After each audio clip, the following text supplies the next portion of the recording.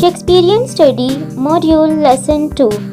Hello friends, Amna here, your English tutor. I hope you're all doing well. It's our second lecture on this series on Shakespearean Study. In the previous lesson, we have already discussed the basic introduction of our course.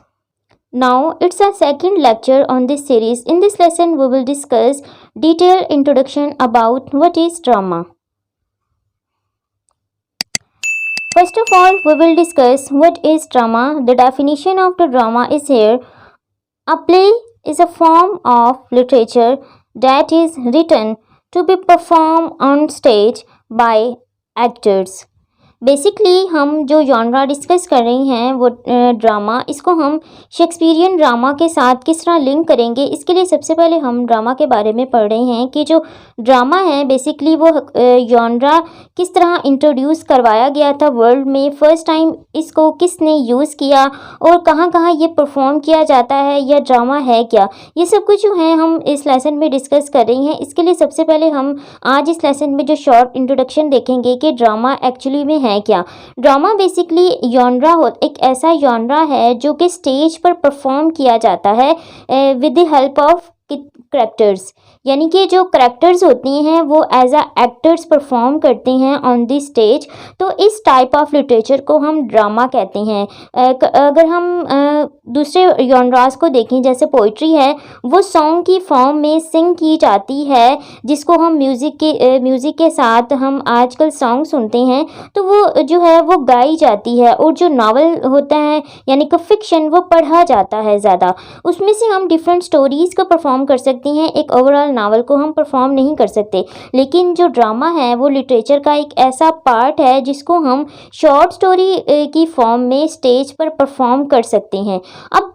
इसके बाद हम drama के different elements को देखेंगे। Drama के बारे में जो हम एक अलग से लेक्चर सीरीज स्टार्ट की हुई है जिसमें हम डिटेल इस जॉनरा को डिस्कस करें। यहाँ पे जस्ट हम इंट्रोडक्शन देख रहे हैं क्योंकि हमने शेक्सपियरियन स्टडी को स्टार्ट करना है। उसके लिए हमें शेक्सपियर ने ड्रामा को किस तरह एक डेवलप फॉर्म में हमारे सामने इंट्रोड्यूस करवाया, उसके लिए हम डिफरेंट जो ड्रामा की एजेस गुजर चुकी हैं, क्लासिकल एजेस, उनको डिस्कस करेंगे। इसलिए हम शॉर्ट इंट्रोडक्शन देख रहे हैं कि ड्रामा क्या है। अब इसके कुछ एलिमेंट्स देखते हैं कि अगर हम किसी भी जॉनरा को स्पेसिफिक या उसकी जस्टिफिकेशन के लिए उसको कैटेगराइज करते हैं कि ये ड्रामा है या पोइट्री है या फिर ये फिक्शन है यानी कि नॉवल, तो उनमें मेजर कुछ एलिमेंट्स होते हैं जो कि हम देखते हैं कि ये किसी भी एक जॉनरा के अंदर पाए जाते हैं। तो इसके जो एलिमेंट्स हैं, अब कुछ असेंशियल एलिमेंट्स हैं उनको डिस्कस कर रहे हैं। एलिमेंट्स मीन के नेसेसरी जो पार्ट होते हैं किसी भी चीज़ के, उनको हम एलिमेंट्स कहते हैं, यानी कि डिफरेंट जो चीज़ें हैं वो मिलकर एक हमारे पास एक चीज़ क्रिएट करती है। तो उसके अंदर कुछ ना कुछ एलिमेंट्स होते हैं, तो वो हम डिस्कस कर रहे हैं। इस लेक्चर के जो भी नोट्स हैं वो आपको डिस्क्रिप्शन में मिल जाएंगे और स्क्रीन पर कुछ पॉइंट्स हैं जो हम डिस्कस कर रहे हैं। ओवरऑल इन डिटेल जो नोट्स हैं इससे रिलेटेड वो आपको डिस्क्रिप्शन में PDF फॉर्म में मिल जाएंगे, यू कैन चेक। तो यहाँ पर सिर्फ जस्ट हम इसको समझ रहे हैं। ड्रामा के बारे में ऑलरेडी हमें एज अ लिटरेचर स्टूडेंट हम जानते हैं, लेकिन शॉर्ट सा एक हम जब एक आउटलाइन क्रिएट करते हैं तो हम जब तक उस चीज़ को इंट्रोड्यूस नहीं करते, थोड़ा सा हमें उसके बारे में पता होना चाहिए कि ये बेसिकली जॉनरा जो है वो है क्या। तो फर्स्ट ऑफ ऑल सबसे पहला जो एलिमेंट इसमें आता है वो प्लॉट का है। प्लॉट कहते हैं एक सीक्वेंस ऑफ इवेंट्स होता है कि जब भी हम लेट्स सपोज आप कोई ड्रामा देखते हैं, यानी कि आजकल जैसे कि पाकिस्तानी इंडियन ड्रामा से तुर्किश ड्रामा चल रहे हैं, तो आपने एक ड्रामा देखा, उसके बाद आप किसी को उसकी स्टोरी सुनाते हो, तो आप एक सीक्वेंस से स्टोरी सुनाते हो, ना कहते हो कि कभी एंड सुना दिया या फिर कभी उसकी स्टार्टिंग या उसके मिड, नहीं, बल्कि हम स्टार्टिंग से लेकर उसके मिड में जाते हैं, देन उसके बाद उसकी एंडिंग सुनाते हैं। तो ये सीक्वेंस होता है कि आप उसमें जितने भी इवेंट्स हैं ना उसको आप सीक्वेंस से बता रहे हैं, तो इट्स अ प्लॉट। ये प्लॉट स्टोरी में भी होता है और ये नॉवल में भी पाया जाता है। तो कुछ एलिमेंट्स होंगे जो सेम होते हैं, लेकिन कुछ एलिमेंट्स ऐसे होते हैं जो किसी भी एक जॉनरा को दूसरे जॉनरा से डिफ्रेंशिएट करेगा। देन उसके बाद कैरेक्टर्स, मोस्ट इम्पॉर्टेंट ये किसी भी वर्क का एक मतलब एलिमेंट है, और ख़ास तौर पे ड्रामा का, क्योंकि जब तक करैक्टर ही नहीं होंगे तो ड्रामा परफॉर्म कौन करेगा with the help of actors. तो ड्रामा कहते हैं एजेंट ऑफ करैक्टर्स कहते हैं एजेंट ऑफ अ स्टोरी, यानी कि एक स्टोरी है उसको लेकर चलने के लिए जो एक एजेंट होता है वो करैक्टर होता है, क्योंकि वो स्टोरी को लेकर चलेगा। जो कुछ राइटर हमें बताना चाह रहा है तो वो हमारी स्टोरी है, उसको कौन परफॉर्म करेगा, उसको करैक्टर परफॉर्म करेगा। और ड्रामा में ये करैक्टर्स जो हैं वो एज अ एक्टर स्टेज पर परफॉर्म किए जाते हैं जब आप ड्रामा को परफॉर्म होते देख रहे हो, क्योंकि ये एक ऐसा जॉनरा है जो परफॉर्म किया जाता है। डायलॉग्स मोस्ट इम्पॉर्टेंट हैं, क्योंकि जब तक किसी भी करैक्टर के डायलॉग्स शामिल नहीं होंगे तो वो ड्रामा कंसीडर ही नहीं किया जाएगा। जैसे कि आजकल हम ड्रामा देखते हैं तो हम किसी भी करैक्टर को क्यों किसी ड्रामा को बहुत ज़्यादा प्रेफर करते हैं या उसको लाइक कर रहे होते हैं, तो उसमें जो एक्टर्स की एक्टिंग होती है और उसके बाद मोस्ट इम्पॉर्टेंट उस ड्रामा के वर्डिंग। अब जो वर्डिंग है वो करैक्टर्स के थ्रू ही राइटर हमें बताते हैं, तो इसलिए ये मोस्ट इम्पॉर्टेंट है कि एक राइटर ने जो कुछ हमें एक्सप्रेस करना है उसके लिए वो कुछ डायलॉग्स यानी कि जो वर्ड्स होते हैं उनके थ्रू वो अपना जो मैसेज है वो कन्वे करता है with the help of characters या फिर actors. Then setting most important है। अब सेटिंग में नॉर्मली ये डिफरेंट टाइप की होती है। पहले जब क्लासिकल ड्रामाज, अभी हम आगे development of Greek and Roman drama पढ़ेंगे, तो उसमें मतलब स्टार्टिंग में जो प्लेस हमारे सामने आए थे, इंट्रोड्यूस करवाए गए थे फर्स्ट टाइम, तो उसके अंदर क्या होता था कि जो सेटिंग है ना, सेटिंग मीन्स होती है कि जहाँ पर मतलब प्ले सेट किया गया है। तो लेट्स सपोज अगर किसी कंट्री में है तो वो एक ही जगह पर एक ही टाइम पर और एक ही जो है ना मतलब उसी टाइम पर उसको परफॉर्म किया जाता था, यानी कि इसमें यूनिटीज़ देखी जाती थी कि टाइम भी एक ही होगा, प्लेस भी एक ही होगी, और जो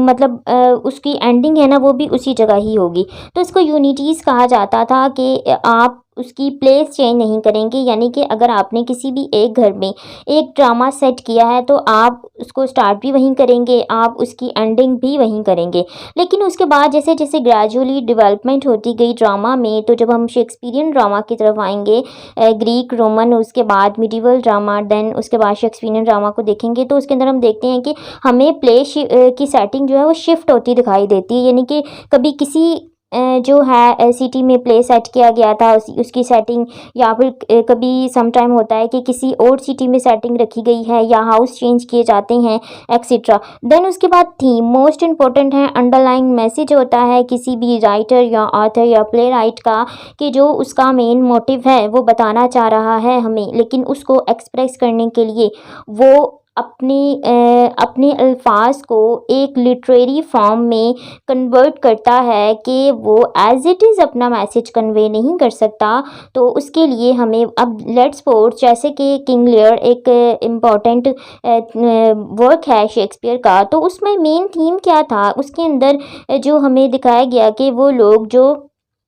बटरिंग करते हैं और वो किस तरह मतलब, और वो लोग जो खुशामदीद को पसंद करते हैं कि उनकी तारीफ़ की जाए। तो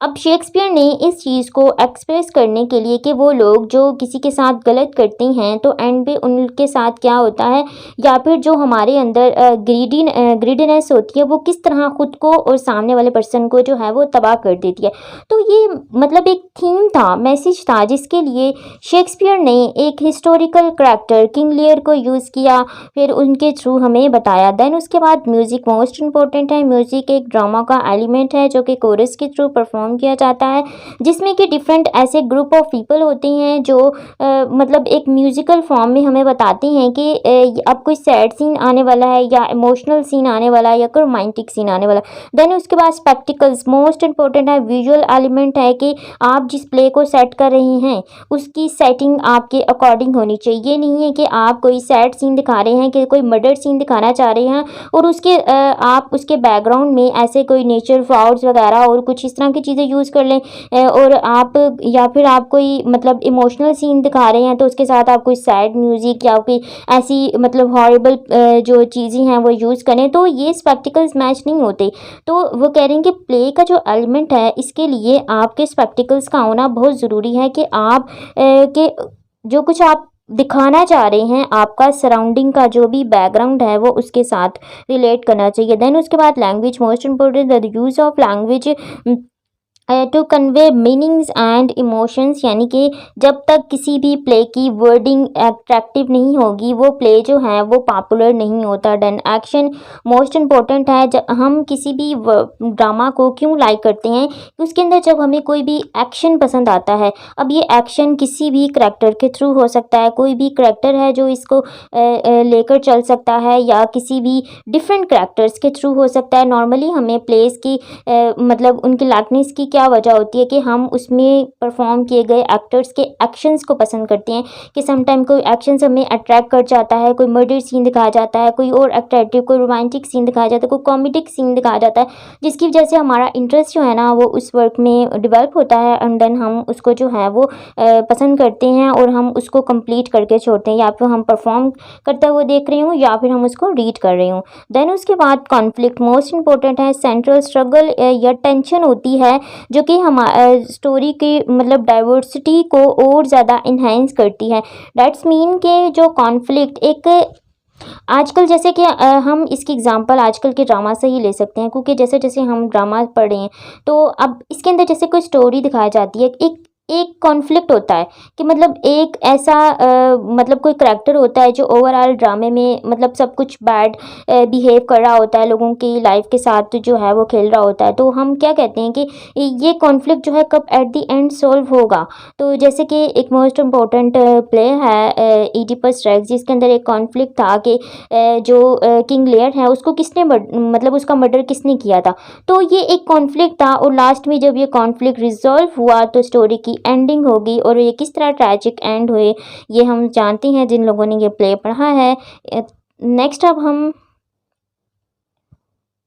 इन शॉर्ट ड्रामेटिक एक्शन को देख लेते हैं कि ड्रामेटिक एक्शन क्या है। ड्रामेटिक एक्शन एक टर्म है जो कि थिएटर या फिर फिल्म में यूज़ की जाती हैं डिस्क्राइब करने के लिए कि जो हमारे इवेंट्स या एक्टिविटीज़ होती हैं जो कि किसी भी प्ले के अंदर हमें दिखाई जाती हैं, यानी कि एक स्टोरी है वो किस तरह, यानी कि प्लॉट अभी हमने डिस्कस किया वो किस तरह आगे मूव करेगा। और हम और मतलब नॉर्मली जब हम स्टार्टिंग में कोई फर्स्ट एपिसोड देखते हैं तो उसमें ना हमें कुछ भी नहीं मतलब ऐसा नहीं दिखाया जाता। नॉर्मली कुछ वर्क्स होती हैं जिसमें स्टार्टिंग में ही कॉन्फ्लिक्ट बता दिया जाता है, लेकिन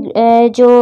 मतलब अक्सर ऐसे वर्क्स होते हैं जिसमें हमें स्टार्टिंग के फर्स्ट एपिसोड में कोई ऐसा कॉन्फ्लिक्ट नहीं दिखाया जाता, लेकिन स्टोरी जो है ना वो ग्रेजुअली मूव करती जाती है, यानी कि प्लॉट। तो फिर आहिस्ता आहिस्ता हमें बता दिया जाता है कि ये कॉन्फ्लिक्ट है, इसको रिजॉल्व करना है हमने, और इसको सॉल्व करने के लिए जो डिफरेंट करैक्टर्स के इमोशन, एक्टिंग और उनके जो रिलेशन हैं, और एक करैक्टर जो है वो किस तरह चेंज होता जाएगा, उसके अंदर किस तरह चेंजेस आती हैं, तो वो हम किस तरह किन के थ्रू देखते हैं, ड्रामेटिक एक्शन के थ्रू। यानी कि जब कोई करैक्टर अपनी एक्शंस परफॉर्म कर रहा है तो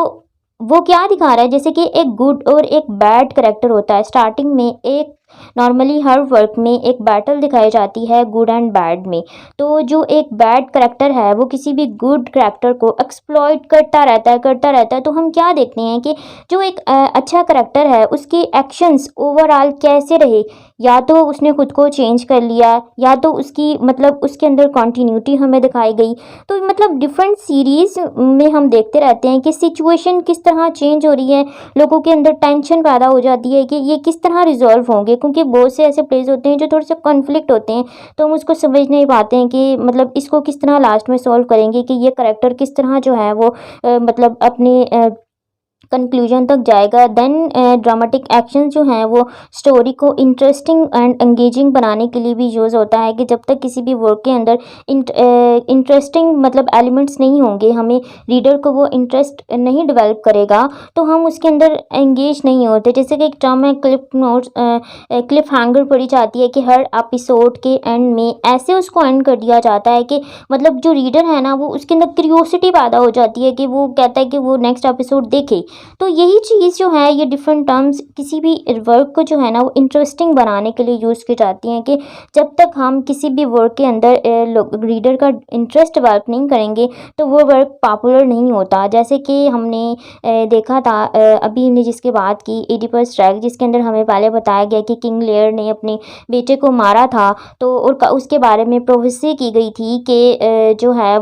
मतलब किंग लेयर का जो मतलब उसके कहने पर वो मर गया था, लेकिन वो रियलिटी में वो ज़िंदा था और प्रोफेसी पूरी हुई कि जो उसका बेटा था वो अपने ही फादर को मारेगा और अपनी मदर से जो है वो मैरिज करेगा और देन उसके बाद उनसे उसके बच्चे भी होंगे। तो मतलब ये चीज़ क्या थी कि हमें बताया गया, तो हम ये देखना चाह रहे थे कि किस तरह कैसे ये चीज़ पूरी हुई और एट दी एंड हमें इसको इस कॉन्फ्लिक्ट को सॉल्व भी किया गया था। तो ये सब कुछ जो है एक ड्रामेटिक एक्शन के थ्रू किया जाता है। ये मोस्ट इम्पोर्टेंट किसी भी प्ले का एक पार्ट है कि मतलब जब तक हमारे अंदर किसी भी वर्क को इंटरेस्ट डेवलप करने के एलिमेंट्स नहीं पाए जाएंगे, हमारे अंदर इतनी कैपेबिलिटी नहीं होगी कि हम अपने वर्क को इंटरेस्टिंग बना सकें, तो वो वर्क जो हैं वो पॉपुलर नहीं रहते। जितने भी वर्क्स या ड्रामाज आजकल हम पढ़ रही हैं इंग्लिश लिटरेचर में या किसी भी और सोशल मीडिया प्लेटफॉर्म पर हम देखते हैं, तो उनके पॉपुलर होने की क्या वजह है कि उसके अंदर कुछ ना कुछ इंटरेस्टिंग एलिमेंट्स जो हैं वो डाले जाते हैं। नेक्स्ट हम ड्रामा के कुछ पर्पस डिस्कस करते हैं कि ड्रामा जो है वो किन पर्पस के लिए यूज़ किया जाता है। फर्स्ट ऑफ ऑल जो फर्स्ट पर्पस है इसका वो एंटरटेनमेंट है, यानी कि ड्रामा जो है नॉर्मली इसके लिए बनाया गया था कि लोगों को एंटरटेन किया जाए, लोगों को यानी कि उनकी लाइफ में जितनी भी टेंशन्स वगैरह हैं उनसे उनको फ्री करने के लिए कुछ परफॉर्मिंग एक्ट जो है वो इंट्रोड्यूस करवाया जाए। देन उसके बाद जो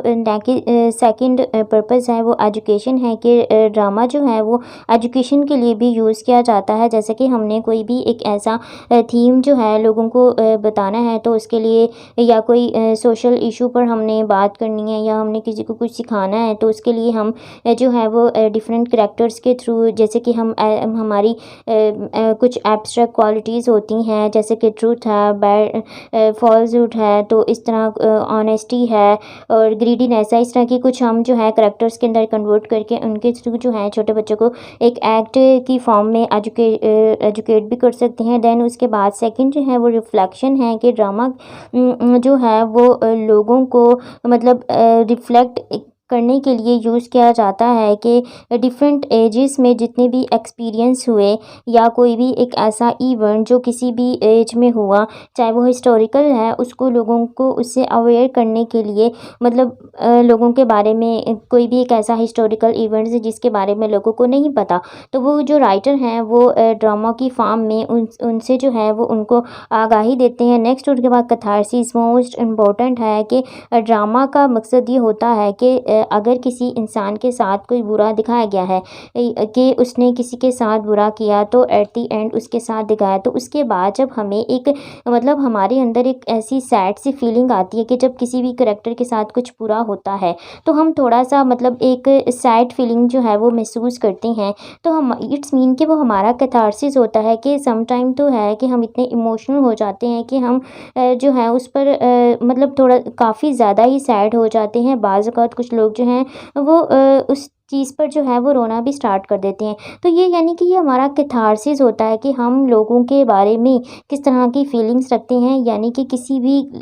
अपने सामने वाले पर्सन के जो जितने भी दुख हैं उसको हम किस तरह मतलब ऑब्ज़र्व कर रहे हैं, किस हद तक हम उसको फ़ील कर सकते हैं। तो यही कैथारसिस होता है, ये ड्रामा का मोस्ट इम्पोर्टेंट पर्पस है। देन उसके बाद सोशल कमेंट्री,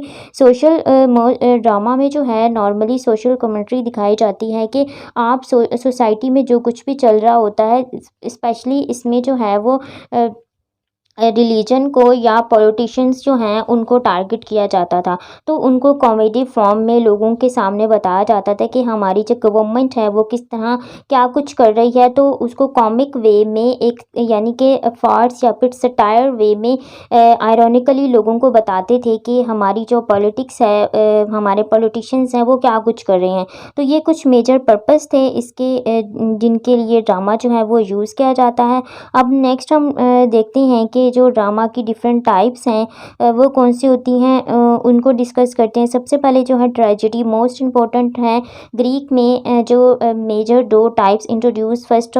करवाई गई थी, कॉमेडी एंड ट्रेजेडी, जिनके जो ग्रीक हैं वो अपनी प्ले क्योंकि फ़र्स्ट टाइम जो प्लेज़ हैं वो ग्रीक में ही इंट्रोड्यूस करवाए गए थे। तो ट्रेजेडी कहते हैं कि अगर किसी भी मतलब एक ऐसा हीरो है, उसके साथ एट द एंड कोई एक ऐसा इंसिडेंट होता है, या तो उसकी डेथ हो जाती है या कुछ से उससे सब कुछ छीन लिया जाता है, जो हमारे लिए मतलब हम उसको पढ़ने के बाद या देखने के बाद थोड़ा सा सैड फील करते हैं। तो वो ट्रेजेडी, जैसे कि किंग लियर में दिखाया गया कि किंग लियर के साथ एट द एंड क्या हुआ था, इसकी बेटी के साथ क्या हुआ था। इसी तरह जो और भी करेक्टर हैं जैसे कि एडिपस टैक्स, एडिपस के साथ क्या हुआ था कि एट द एंड उसने किस तरह खुद को ब्लाइंड कर लिया और वो जो है वो जंगल में चला गया था कि मतलब उसकी किस तरह ट्रेजिक लाइफ दिखाएगी कि उस सब कुछ जानते हुए भी उसके साथ क्या कुछ हो गया। तो इस चीज़ को हम ट्रेजेडी कहते हैं। देन उसके बाद कॉमेडी, कॉमेडी जो है मोस्ट इम्पोर्टेंट टाइप है किसी भी सबसे पहले मतलब ख़ास तौर पे ड्रामा की, जिसके अंदर कॉमिक फॉर्म में जो है डिफरेंट कैरेक्टर्स परफॉर्म करते हैं और लोगों को मतलब ह्यूमरस वे में ना सटायर किया जाता है, लाइट वेट इसके अंदर जो है फार्स पाया जाता है कि उनका एक एम होता है कि लोगों को या मतलब सोसाइटी को सटायर करना, यानी कि क्रिटिसाइज़ करना इनडायरेक्टली, इसको हम कह सकते हैं। तो उसमें हम मतलब ये बेसिकली एक बहुत ज़्यादा हार्श टाइप है किसी भी वर्ड की, लेकिन हम इसको कॉमेडी कॉमिक वे में लेते हैं क्योंकि इसमें मज़ाहिया अंदाज में किसी पर क्रिटिसिज्म किया जाता है। देन इसके बाद हिस्टोरिकल ड्रामा, हिस्टोरिकल ड्रामा जो होते हैं कि किसी भी हिस्टोरिक इवेंट्स पर जो है वो ड्रामा बनाया जाता है, जैसे कि टी.एस. इलियट ने ड्रामा बनाया था हेनरी पर, और जो उनके आर्ट बिशप थे उन पर मर्डर ऑफ कैथीड्रल, उसके अंदर इन्होंने एक हिस्टोरिकल इवेंट को दिखाया था। तो ये भी एक ड्रामा की टाइप है, यानी कि आप हिस्ट्री के किसी भी किंग को या कोई एक ऐसी मेजर पर्सनालिटी या कोई नाइट हो गया, यानी कि जो सोल्जर्स होते हैं उनको पहले नाइट्स कहते थे, तो उनको लेके आप मतलब कोई भी स्टोरी बना सकते हैं किसी भी और ख़ास तौर पर, या फिर जो कोई किंग होते हैं या क्वीन होती हैं, इनके ऊपर जो है हम स्टोरी बनाते हैं। देन उसके बाद मेलोड्रामा, मेलोड्रामा जो होता है ये मोस्ट इम्पोर्टेंट टाइप है जिसके अंदर जो है वो हमें मीन्स के मेलोड्रामा में सेंसेशनल कुछ सीन दिखाए जाते हैं, मतलब इमोशन टाइप, इमोशनल जो होते हैं ना ड्रामास उनको कहते हैं। देन उसके बाद फार्स मोस्ट इम्पोर्टेंट है टाइप, ये भी कॉमेडी की ही एक मतलब उसी का ही एक मिरर फॉर्म है कि इसके अंदर जो है इतना ज़्यादा क्रिटिसिज्म किया जाता है ना ह्यूमरस वे में। जैसे कि हम ग्रेजुएशन में एक प्ले पढ़ते हैं बियर, जिसके अंदर पपुआ और सिमरनॉव है, वो मतलब इन लोगों की इतनी ज़्यादा मतलब ओवरऑल प्ले में लड़ाई दिखाई जाती है ह्यूमरस वे में, और एट दी एंड वो दोनों मैरिज कर लेते हैं। तो मतलब हमें समझ नहीं आती कि ये प्ले में कर क्या रहे थे और एट दी एंड इनकी एंडिंग क्या हुई, ये लड़ क्यों रहे थे और इन्होंने एंड पे शादी क्यों कर ली। तो इस तरह के जो प्ले होते हैं ना, मतलब हमारे लिए बहुत ज़्यादा मतलब ऑकवर्ड लगते हैं, उनको हम कहते हैं। देन इसके बाद म्यूज़िकल ड्रामा, म्यूज़िकल ड्रामा वो होते हैं कि जिनके अंदर जो है वो मतलब जो इनकॉर्पोरेटेड होते हैं वो सिंगिंग मतलब डांसिंग और म्यूज़िक के साथ जो है वो स्टोरी को परफॉर्म किया जाता है। देन उसके बाद एब्सर्डिस्ट प्ले मोस्ट इम्पोर्टेंट है, जिसके अंदर लाइफ की ऐसी एब्सर्डिटी दिखाई जाती है, जिसकी एग्जाम्पल वेटिंग फॉर गोडो है, जिसमें हमें कुछ मालूम नहीं होता कि ये करैक्टर कौन है, जिनको खुद नहीं पता कि वो क्या परफॉर्म कर रहे हैं, वो क्या बोल रहे हैं, वो यहाँ क्यों हैं। जैसे कि वेटिंग फॉर गोडो में व्लादिमीर और एस्ट्रागोन स्टेज पर आते हैं, वो रोज़ 2 दिन वो वहाँ पर आते हैं, लेकिन उनको पता नहीं होता कि वो इंतज़ार किसका कर रहे हैं, और एट दी एंड वो चले जाते हैं। जिस ट्री पर वो खड़े होते हैं आखिर में वो ट्री भी जो है वो पेल हो जाते हैं, उसके जो लीव्स हैं, लेकिन उनको फिर भी मालूम नहीं होता कि वो गॉड का इंतज़ार कर रहे हैं कि वो गॉड है कौन, वो आएगा भी क्या नहीं आएगा, और वो उसका इंतज़ार क्यों कर रहे हैं। तो इस चीज़ को हम एब्सर्डिटी कहते हैं कि ख़ास तौर पर एब्सर्डिक प्ले आजकल के मॉडर्न एरा में लिखे जा रहे हैं। देन इसके बाद political drama, political drama you know के जिसके अंदर पॉलिटिक्स के थीम्स बताए जाते हैं ये, और जो उनकी पॉलिटिशियंस की स्ट्रगल है या उनकी जितनी भी मतलब क्लाविशनेस होती है वो सब कुछ। उसके बाद साइकोलॉजिकल ड्रामा होते हैं जिसके अंदर किसी भी करेक्टर की साइकोलॉजिकल जो कंडीशन होती हैं उसको बताया जाता है कि इसमें हम स्ट्रीम ऑफ कॉन्शियसनेस के थ्रू ले सकते हैं कि एक करेक्टर की जो इनर थॉट हैं वो किस तरह एक्सप्रेस किए जाते हैं। फिर उसके बाद डोमेस्टिक ड्रामा, ये भी नॉर्मली मॉडर्न एरा में लिखे जाते हैं जिसके अंदर किसी भी मतलब किचन सिंग टर्म्स के थ्रू जो है ये ड्रामा एक्सप्लेन किए जाते हैं, जिसमें डोमेस्टिक इश्यूज़ को जो है वो रखा जाता है। जैसे कि मॉडर्न ड्रामा में होता है कि आजकल की जो लाइफ है कि लोग किस तरह जो है मटेरियलिस्टिक हैं और उनकी जो लाइफ का ओवरऑल कंसर्न या एम है क्या है, उनका एक एम है अर्निंग करना। तो ये सब जो है ये ड्रामा की मेजर टाइप्स थी। नेक्स्ट अब हम नेक्स्ट लेसन में जो है थर्ड लेसन में हम शेक्सपियरियन स्टडी के इस जो हम मॉड्यूल स्टार्ट करें उसके अंदर हम क्लासिकल ड्रामा यानी कि जो डेवलपमेंट है ड्रामा की उसको डिस्कस करेंगे, जिसमें सबसे पहले हम ग्रीक ड्रामा को देखेंगे, देन उसके बाद Roman drama, then medieval drama, then उसके बाद हम शेक्सपियरियन स्टडी पर मूव करेंगे।